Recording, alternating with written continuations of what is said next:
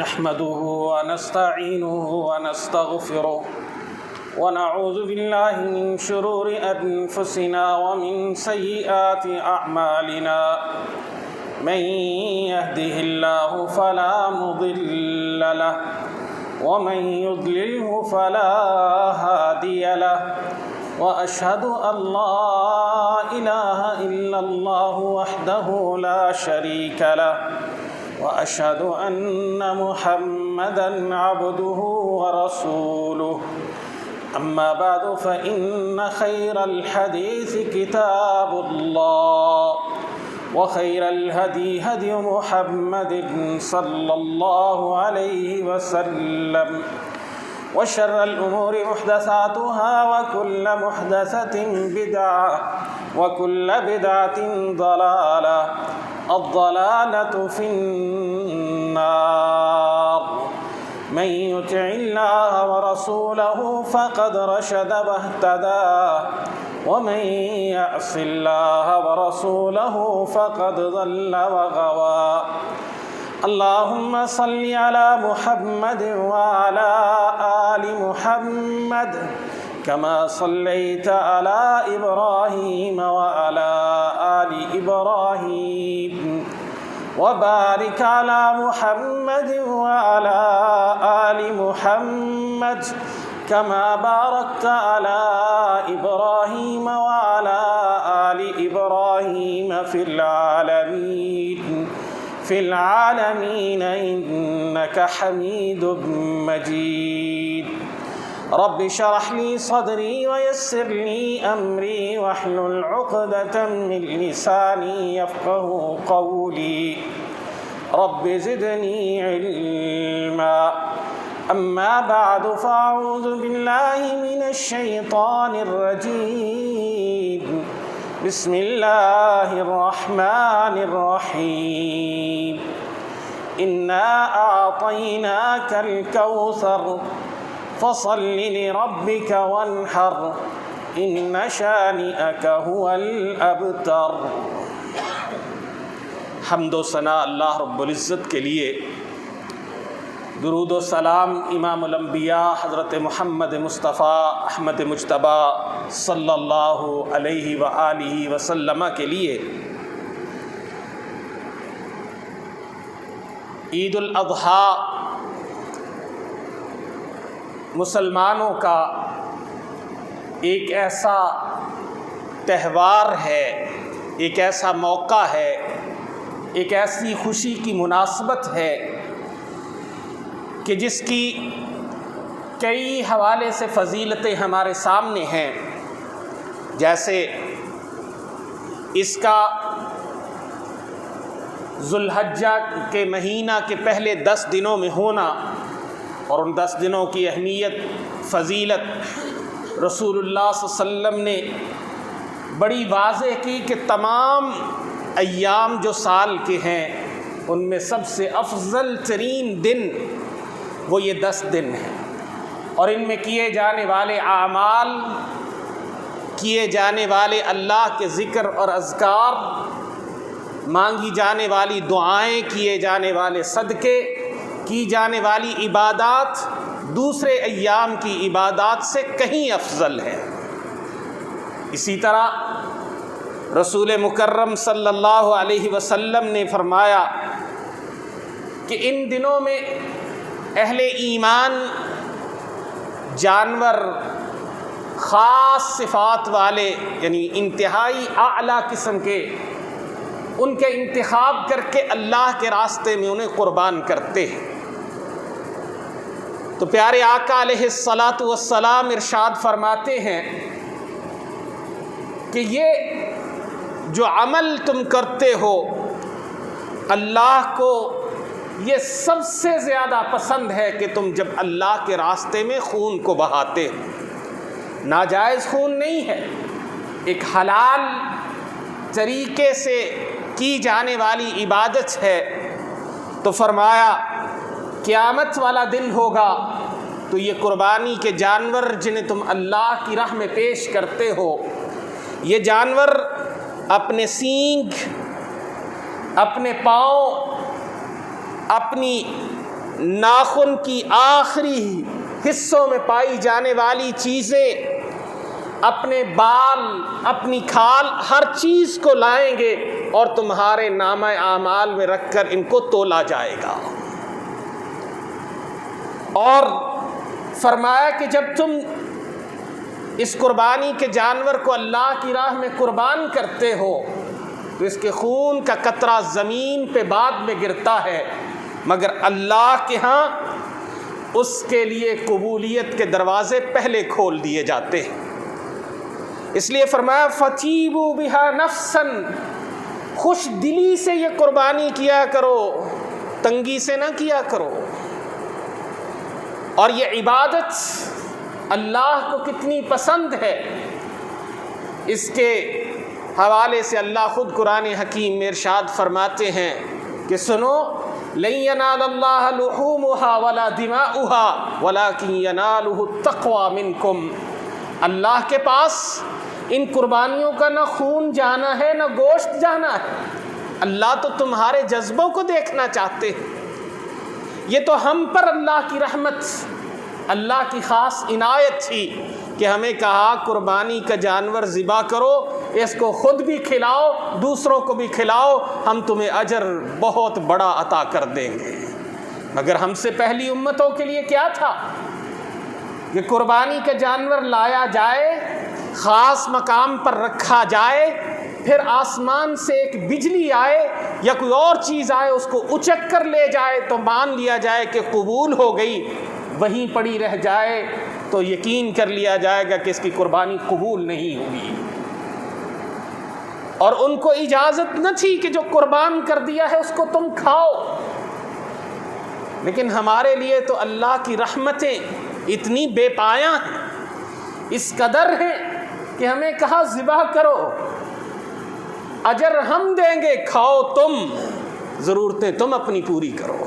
لیکن اس کے باوجود اس امت میں جو ہی یہ عید کے ایام قریب آتے ہیں تو تقریباً ایک لمبے عرصے سے یہ ایک فتنہ بپا کر دیا جاتا ہے کہ یہ قربانی کے جانور ذبح کرنے کی بجائے صدقہ کر دو۔ لوگوں کے پاس کپڑے نہیں ہیں، کھانا نہیں ہے، ضرورتیں پوری نہیں ہو رہی۔ یقیناً اسلام صدقے کا حکم دیتا ہے، اور جیسے گزشتہ جمعہ میں بھی ہم نے اور اس سے پیوستہ میں بھی اس حوالے سے بات کی کہ اللہ کے حبیب صلی اللہ علیہ وسلم فرماتے ہیں مسکین وہ ہے جس کی نہ شکل سے پتہ چلتا ہے، نہ وہ سوال کرتا ہے، حالات اس کے نہ گفتبے ہوتے ہیں، یعنی وہ گزارا نہیں کر سکتا، کہا اس کو ڈھونڈ کر، اس کو تلاش کر کے اس کو جا کے کھانا کھلاؤ، اس کی ضرورتوں کو پورا کرو۔ اسلام یہاں تک کہتا ہے، جب قرآن میں سوال کیا گیا کہ کیا خرچ کرے تو اللہ کہتے ہیں قُلِ الْعَفْوَ، ان کو کہہ دیجئے جو تمہاری ضرورت سے زائد ہو جائے اس سب کو خرچ کر دو۔ اسلام صدقے کے حوالے سے اتنی تعلیم دیتا ہے، یعنی نیکیوں کا ایک بہت بڑا سلسلہ اور اس کے اجر کا اللہ نے بڑا ذکر فرمایا ہے، لیکن اس میں دیکھیں تو سب سے زیادہ کچھ دیگر عبادات کو چھوڑ کر عام عبادات میں صدقے کے حوالے سے کہا، مثال دے کر کہ جیسے ایک دانہ لگاتے ہو 700 گنا تک اس میں اضافے کر دیے جاتے ہیں، تمہارے صدقے کو بھی اللہ کے ہاں اسی طرح بڑھا دیا جاتا ہے۔ اور بعض احادیث میں ہے کہ تم ایک چھوٹی سی مٹھی میں چند جو کے یا گندم کے دانے رکھ کے خرچ کرو گے، کل قیامت کے دن پہاڑ جتنا اجر تمہیں عطا کر دیا جائے گا۔ صدقے کے حوالے سے اسلام بہت انکرج کرتا ہے، ہماری بہت حوصلہ افزائی کرتا ہے، حکم دیتا اور کہتا فی اموالہم حق معلوم، ان کے مالوں میں اللہ نے ایک مقرر حق رکھ دیا ہے، للسائل والمحروم، سوالیوں کے لیے بھی اور ان لوگوں کے لیے بھی کہ جو ڈپرائیوڈ ہیں، جو محروم ہیں، جن تک چیزیں نہیں پہنچ سکتی، جو مسکین ہیں، فقیر ہیں، ان تک پہنچانا ہوگا۔ اس لیے صرف زکوٰۃ فرض نہیں کی گئی، ہم پر صدقات بھی فرض کیے گئے۔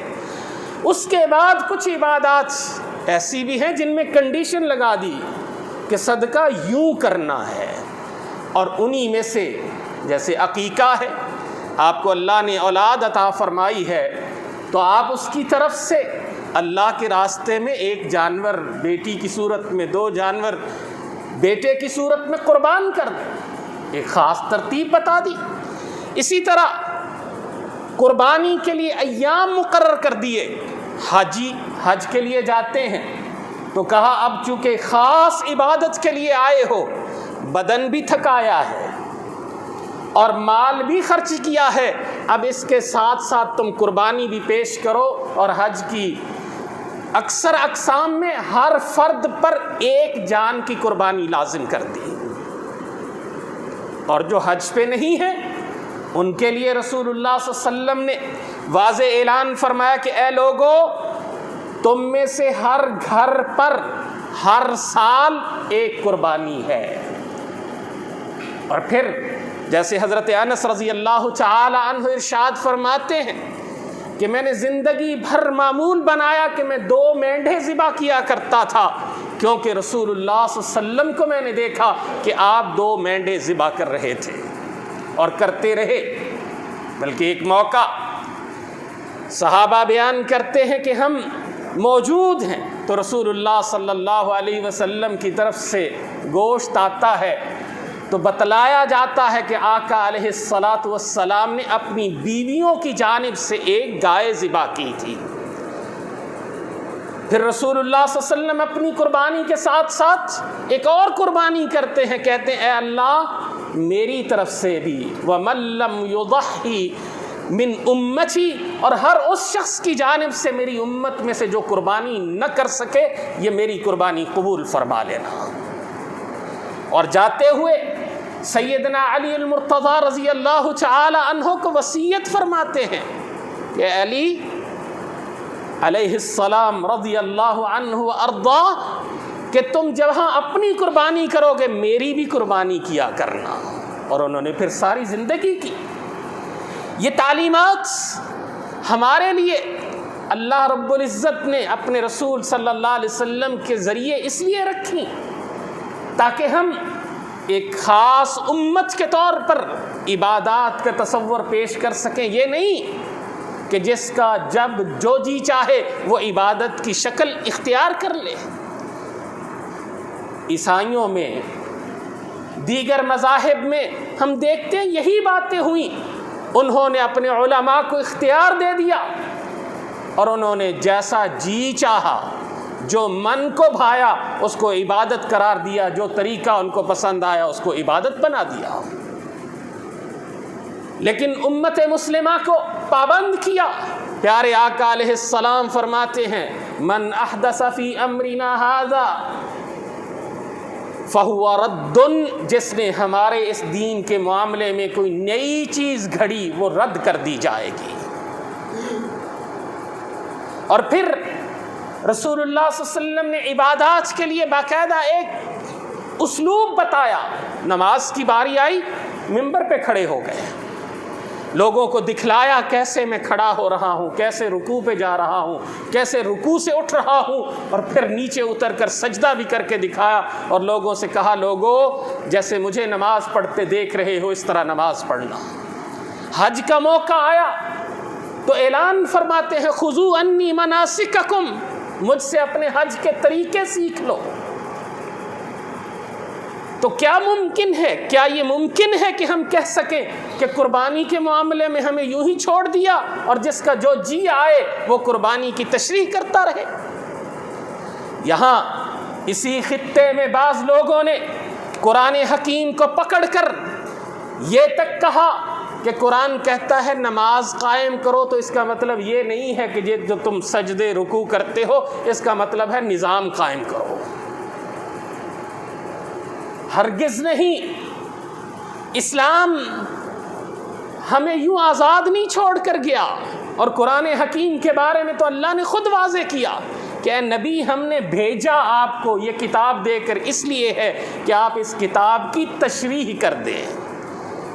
تو جو نبی صلی اللہ علیہ وسلم نے تشریح کی، تفسیر کی، عملی طور پہ اس کی وضاحت کی، اس کو چھوڑ کر ہم 1400 سال 1500 سال بعد آنے والے انسان کی تشریح کو مان لیں؟ ہرگز نہیں ہو سکتا۔ تو قربانی کے حوالے سے یاد رکھیے، پہلی بات یہ اللہ کے شعائر میں سے ایک شعیرہ ہے۔ شعیرہ کسے کہتے ہیں؟ شعائر کنہیں کہتے ہیں؟ جن سے اسلام کی پہچان ہوتی ہے۔ مثلاً اگر عید کے ایام میں آپ کسی جگہ موجود ہیں، باقی لوگ جانور ذبح نہیں کر رہے یا روٹین میں جا کر قصاب کی دکان سے گوشت لا رہے ہیں، آپ ڈھونڈ رہے ہوں گے کہ وہ خاص صفات والا جانور مجھے میسر آ جائے، میں اس کی قربانی کر کے خود بھی کھاؤں، دوسروں کو بھی کھلاؤں۔ یہ اسلام کی پہچان ہے۔ اللہ نے خود اسے شعیرہ کہا، ایک پہچان اور نشانی کہا اسلام کی۔ اس لیے اس کا نعم البدل کسی صورت میں مالی صدقہ نہیں ہو سکتا۔ اسی طرح ہم دیکھتے ہیں کہ اللہ کے حبیب صلی اللہ علیہ وسلم کی جانب سے ہمیں یہ عبادت کے طور پر ایک اللہ کی طرف سے عنایت کی گئی عبادت ہے کہ جس کی تفصیلات بیان کر دیں۔ جانور کیسا ہو، کس وقت ذبح کرو گے، کس وقت تک ذبح کر سکو گے، کیسے ذبح کرو گے، ذبح کرنے کے بعد تقسیم کیسے کرو گے، ایک ایک تفصیل بیان کر دی۔ ایک صحابی رسول اللہ صلی اللہ علیہ وسلم نماز کے لیے جا رہے ہیں تو دیکھا کہ اس نے اپنے جانور کو لٹایا ہوا ہے، ذبح کر رہا ہے، اور بعض روایات میں آتا ہے کہ آپ کو یہ خبر دی گئی یا اس نے آ کر بتلایا کہ میں نے نماز سے پہلے ہی جانور کو ذبح کر لیا تھا، اس غرض سے، غرض سنیے، مقصد سنیے، اور اس سے عظیم مقصد کوئی نہیں ہو سکتا۔ مقصد کیا ہے؟ کہتے میری خواہش یہ تھی کہ میں جانور جلدی ذبح کر لوں، رسول اللہ صلی اللہ علیہ وسلم کی خدمت اقدس میں اس کا گوشت سب سے پہلے پیش کر دوں۔ جذبہ کتنا بڑا ہے، چھوٹا جذبہ تو نہیں ہے۔ فرمایا تیری قربانی نہیں ہوئی، تو نے وقت سے پہلے کر دی ہے، قربانی نہیں ہوئی، دوبارہ کرو اگر کرنی ہے۔ اور پھر اعلان کر دیا کہ جس نے نماز سے پہلے قربانی کی اس کی قربانی عام صدقہ تو ہو جائے گی لیکن وہ قربانی نہیں ہوگی۔ اور اسی طرح واضح طور پہ تفصیلات بتائیں، عیب نہ ہو، بیماری نہ ہو، کان میں چھید نہ ہو، سینگ ٹوٹا ہوا نہ ہو، ٹانگ ٹیڑھی نہ ہو، ایک ایک چیز آنکھوں کو غور سے دیکھ لینا، چلا کے دیکھ لینا، وضاحتیں فرما دی۔ کیوں کی؟ کیا اس دور میں لوگوں کو پیسوں کی ضرورت نہیں تھی؟ جبکہ اس نقطے پہ اگر غور کریں، رسول اللہ صلی اللہ علیہ وسلم ابتدا میں جب قربانی کا حکم دیتے ہیں تو اعلان کیا کرتے ہیں کہ دیکھو تیسرے دن کسی کے گھر میں قربانی کا گوشت نہ بچے۔ 3 دن سے پہلے قربانی کا گوشت یا کھا لو یا تقسیم کر دو۔ تیسرے دن کے بعد کسی کے گھر میں قربانی کا گوشت میسر نہ ہو، موجود نہ ہو۔ اور احادیث میں اس کی تفصیل ملتی ہے کہ اس کی وجہ یہ تھی کہ اس وقت غربت تھی، لوگوں کی ضرورت تھی۔ تو رسول اللہ صلی اللہ علیہ وسلم نے کیوں کہا؟ یہ نہیں کہہ سکتے تھے لوگوں کو گندم دے دو، جو دے دو، لوگوں کو کھجوریں دے دو، نہیں، کہا قربانی کرو لیکن گوشت تقسیم کر دینا، تیسرے دن کے بعد نہ بچے۔ ہاں اس کے بعد جب فراوانی آئی، تھوڑے سے حالات بہتر ہوئے تو فرمایا خود بھی کھاؤ، دوسروں کو بھی کھلاؤ، اس کو ذخیرہ بھی کرنا چاہو تو ذخیرہ کر لو۔ حالات اگر ایسے آ جائیں کہ ہر طرف بھوک ہو تو یقیناً آپ قربانی کو تقسیم کیجیے۔ جیسے عام طور پہ کئی لوگ ایک سے زائد قربانیاں کرتے ہیں تو بجائے اپنے گھروں میں فریجوں میں سٹور کرنے کے وہ لوگوں میں تقسیم کریں، ضرورت مندوں تک پہنچائیں۔ یہ ایک بہترین نظم ہے، اس کا قطعاً نعم البدل صدقہ نہیں ہو سکتا، پیسے نہیں ہو سکتے۔ پھر صدقے کے لیے وقت مقرر نہیں ہے، آپ سال کے کسی بھی حصے میں کسی بھی دن صدقہ کر سکتے ہیں، لیکن قربانی ان ایام کے علاوہ نہیں ہوگی، ان ایام کے علاوہ عام صدقہ ہوگا۔ اور علماء امت میں 2 رائے پائی جاتی ہیں کہ قربانی واجب ہے یا سنت مؤکدہ ہے۔ صحیح اور قرین قیاس زیادہ بہتر بات یہ لگتی ہے کہ یہ کم از کم سنت مؤکدہ ہے، لیکن بعض حالات میں یہ واجب ہو جاتی ہے، لازم ہو جاتی ہے۔ اور انہی میں سے شاید ایک حالت کے بارے میں رسول اللہ صلی اللہ علیہ وسلم نے یہ بھی اعلان فرمایا کہ جو شخص طاقت رکھنے کے باوجود قربانی نہ کرے اسے چاہیے کہ وہ ہماری عیدگاہ کے قریب بھی نہ آئے۔ یہ نہیں کہا کہ عیدگاہ میں نہ آئے، کہا قریب بھی نہ پھٹکے۔ اب یہ سارے اعلانات کس لیے ہیں؟ اس لیے ہیں کہ یہ اللہ کا ایک خاص عبادت کا وہ انداز ہے جو اللہ نے ہمیں دیا کہ ہم اس کے ذریعے اپنے اللہ کو راضی کر لیں۔ اس لیے قرآن حکم کیا دیتا ہے؟ فَصَلِّ لِرَبِّكَ وَانْحَرْ، اپنے رب کے لیے نماز بھی پڑھیے، وَانْحَرْ، اور اللہ کے لیے قربانی بھی کیجیے۔ اب ان دونوں چیزوں کو ساتھ ساتھ ذکر کیا۔ گویا کہ نماز جس طرح اس کا ایک خاص اور مقرر طریقہ ہے، قربانی کا بھی ایک خاص طریقہ ہے، اس سے ہٹ کر قربانی نہیں ہوگی۔ صدقہ ہوگا، صدقے کی اپنی اہمیت ہے، اس کا انکار نہیں، وہ لازم ہے، واجب ہے، ضروری ہے، لیکن اس کی اہمیت اپنی جگہ پہ قائم ہے۔ جیسے کوئی شخص کہے کہ جی میں تو صبح سے لے کر شام تک قرآن حکیم کی تلاوت کروں گا، 5 نمازیں نہیں پڑھوں گا۔ امت کا اتفاق ہے کہ یہ شخص گناہ گار بھی ہے، مجرم بھی ہے، اور اگر اس کو یہ ایمان بنا لے تو یہ دائرہ اسلام سے خارج بھی ہو سکتا ہے۔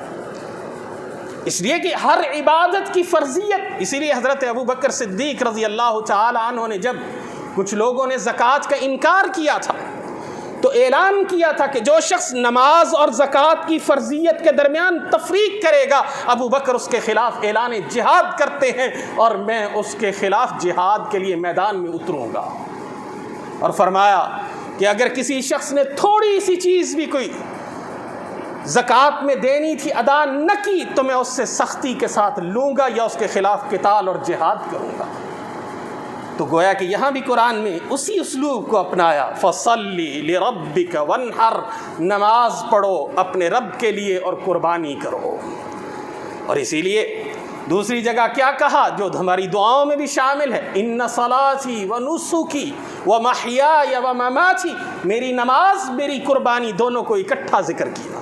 جیسے نماز کا نعم البدل کوئی نہیں ہو سکتا، اسی طرح قربانی کا نعم البدل کوئی نہیں ہو سکتا۔ اگرچہ کچھ ضعیف روایات کا سہارا لوگ لینے کی کوشش کرتے ہیں، لیکن اگر ان کو کسی حد تک صحیح بھی مان لیا جائے تو اس میں قطعاً یہ مفہوم نہیں ہے کہ مسلمان اجتماعی طور پر قربانی کو ترک کر دیں، چونکہ اگر یہ طریقہ شروع کر لیا جائے تو پھر تو لوگ کہیں گے سہولت پسند ہے۔ ہاں یہ جائز ہے کہ وکالتاً آپ مثلاً کسی کمپنی کو دے دیتے ہیں، آپ کسی فرد کو کہہ دیتے ہیں، کسی عزیز کو کہہ دیتے ہیں کہ جی آپ میری طرف سے قربانی کر دیں، تو جائز ہے۔ لیکن اب جس کی ذمہ لگا اس کی ذمہ داری اس سے زیادہ بڑھ گئی، اس کو دیکھنا پڑے گا کوئی عیب نہ ہو، کمزوری نہ ہو، بیماری نہ ہو، کسی طرح کی اس جانور کے اندر کوئی ایسی چیز نہ ہو جو دوسروں کے لیے تکلیف کا باعث ہو سکتی ہو، شاندار خوبصورت بہترین جانور وہ اللہ کے راستے میں قربان کرے۔ تو گویا کہ اسلام کی اس تعلیمات کی روشنی میں اگر ہم دیکھتے ہیں تو رسول اللہ صلی اللہ علیہ وسلم نے یہ جو قربانی کے نظام کو اللہ کے حکم سے قائم کیا، یہ عبادت بھی ہے، اسلام کی پہچان بھی ہے، اس میں غریبوں ضرورت مندوں کی ضرورتوں کی تکمیل کا ذریعہ بھی ہے، اور اکنومیکل دیکھا جائے تو بہت بڑی حکمت پنہا ہے۔ وہ جو لوگ کہتے ہیں کہ جی اس سے جانور ذبح ہو جاتے ہیں، نہیں، آپ اگر اس کے پیچھے ایک اکنامک سائیکل کو دیکھیں، اقتصادی نظام کو دیکھیں، لاکھوں گھروں کیا پوری کے پورے سال کا انحصار ہے اس قربانی پر، جو سال بھر جانوروں کو تیار کرتے ہیں، ان ایام میں بیچتے ہیں، کوئی آ کر ان کو ذبح کرتے ہیں، کوئی ان کی کھالیں لے کے جا رہا ہے، کوئی صفائی کر رہا، ایک پورا سائیکل ہے۔ مسلمان، ہاں اس پہ کوئی دوسری رائے نہیں کہ مسلمانوں نے اس ادارے میں بھی، جیسے ہم نے نمازوں میں کمی کی، اس ادارے میں، قربانی کے ادارے میں بھی ہم سے کچھ غلطیاں ہوئیں، لیکن ان کو دور کیا جا سکتا ہے۔ وہ غلطیوں میں سے یہ ہے کہ بعض لوگ گوشت ضائع کر بیٹھتے ہیں۔ آپ یاد رکھیے کہ قربانی کے جانور کا کوئی حصہ وہ ضائع نہیں ہونا چاہیے، اس کو اس کی مطلوبہ جگہ تک پہنچنا چاہیے۔ اس کے لیے حکومت سے لے کر ہماری سوسائٹیز تک، حتیٰ کہ ہر گھر کو اس کے لیے کوشش کرنی چاہیے۔